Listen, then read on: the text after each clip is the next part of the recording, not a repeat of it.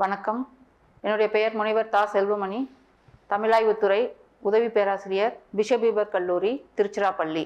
நான் இன்னைக்கு எடுக்க போகிற பாடம் என்ன அப்படின்னா, முதலாம் ஆண்டு மாணவர்களுக்கான பாடம் கலிங்கத்து பரணி.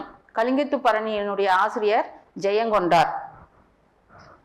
பரணி இலக்கியங்களில் காலத்தால் முதன்மை பெற்றது ஜெயங்கொண்டார் இயற்றிய கலிங்கத்து பரணி ஆகும். ஜெயங்கொண்டார் சோழ நாட்டு தீபங்குடியை சார்ந்தவர். கலிங்க படைக்கும் சோழ படைக்கும் இடையே நடைபெற்ற போரில் முதல் குலோத்துங்க சோழனின் படைத்தலைவன் கருணாகர தொண்டைமான் பெற்ற வெற்றியை பாராட்டி எழுதப்பட்டது கலிங்கத்து பரணி. களம் பாடியது என்னும் பகுதி நம் பாடப்பகுதியாக அமைந்துள்ளது. வீரர் முகம் மலர்ந்து கிடந்தமை, அதாவது பரணி அப்படிங்கிறது களம் பாடியது அப்படின்னா போர்க்களத்தில் நடந்த நிகழ்வை பற்றி கூறுவது கலிங்கத்து பரணியினுடைய பகுதியில நம் பாடப்பகுதியாக அமைந்துள்ளது. வீரர் முகம் மலர்ந்து கிடந்தமை அப்படின்னு பார்த்தா, போரில் வீரர்கள் இறந்து போயிருக்காங்க. இறந்து போன வீரர்களினுடைய முகம் எப்படி இருக்கு அப்படின்னா மகிழ்ச்சியாக காணப்படுகிறது. அதற்கு காரணம் என்ன அப்படின்னா, அவர்கள் போரில் வெற்றி பெற்று நாட்டிற்காக போரிட்டு அதில் உயிர் விடுவதை அவர்கள் பெரும் மகிழ்வாக நினைக்கக்கூடிய தருணம். ஆதலால் இறந்த பிறகு கூட அவர்களுடைய முகம் மலர்ச்சியாக காணப்படுகிறது அப்படிங்கிற பொருள்ல தான் இந்த பாடல் காணப்படுகிறது. விருந்தினரும் வறியவரும் நெருங்கி உண்ண மென்மேலும் முகமலரும் மேலோர் போல பருந்தினமும் கழுகினமும் தாமே உண்ண பதும முகம் மலர்ந்தாரை பார்மின் பார்மின்.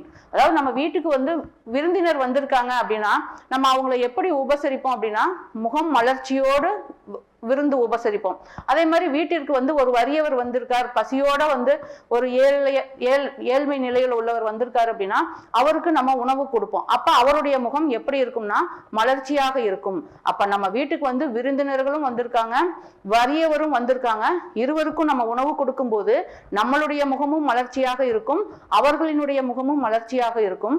அதுபோல இறந்ததற்கு பிறகு அவர்களுடைய முகம் அந்த அளவுக்கு மகிழ்ச்சியாக இருக்கிறது என்பதை உணர்த்துவதாக இப்பாடல் உள்ளது. அடுத்து, குற்றுயிராய் கிடந்த வீரரை நரி சூழ்ந்திருந்தமை.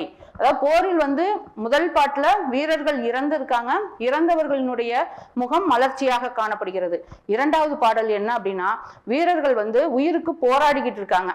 உயிருக்கு போராடும் போது அங்க இருக்கிற நரி கூட்டங்கள்லாம் என்ன பண்ணுது, இவன் எப்ப இறப்பான், அவனுடைய மாமிசத்தை நாம உண்ணுவோம் அப்படிங்கிற மனப்பக்குவத்துல அந்த நரிகள் இருக்கு.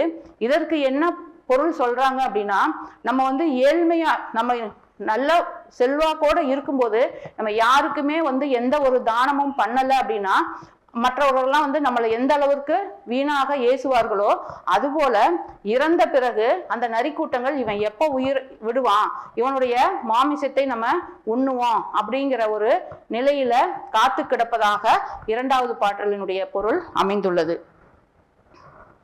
அடுத்து, களத்தே வீழ்ந்து கிடக்கும் யானை இயல்பு. யானை போர்க்களத்துல யானை இறந்து கிடக்குது. அந்த யானை இறந்ததற்கு எதற்கு ஓமையாக சொல்றாங்க அப்படின்னா, யானை உயிரோடு இருக்கும்போது அதனுடைய கன்னத்தில் மத நீர் அப்படிங்கிற ஒரு நீர் சுரக்கும். அந்த நீரை வேண்டி ஈக்களும் எறும்புகள் வண்டுகள் எல்லாம் அந்த யானையை சுற்றி மொய்க்கும்.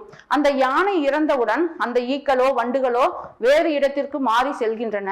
அதுபோல விலை மகளிர் அப்படிங்கிற பெண்கள்லாம் ஒரு ஆண் வசதி வாய்ப்போடு செல்வாக்கோடு இருக்கும்போது அந்த ஆணை தேடி வருகின்றனர்.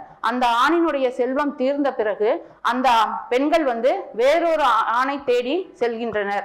அப்படிங்கிறதுக்கு அந்த வண்டுகள் ஈக்களை ஓமையாக விலை மகளிருக்கு குறிப்பிடப்பட்டுள்ளது அறியப்படுகிறது. அடுத்து, கொடியோடு வீழ்ந்து கிடக்கும் யானைகளை கூறியது. அந்த போர்க்களத்துல யானைகள் இறந்து கிடக்கு. அந்த இறந்து கிடக்கிற யானைகளோடு அந்த நாட்டு மன்னனினுடைய போர்க்கொடிகளும் கிடைக்கிறது. அதற்கு எது ஓமையாக சொல்லப்பட்டிருக்கிறது அப்படின்னா, அந்த வீரர்கள் களத்தில் இறந்து கிடக்கிறார்கள்.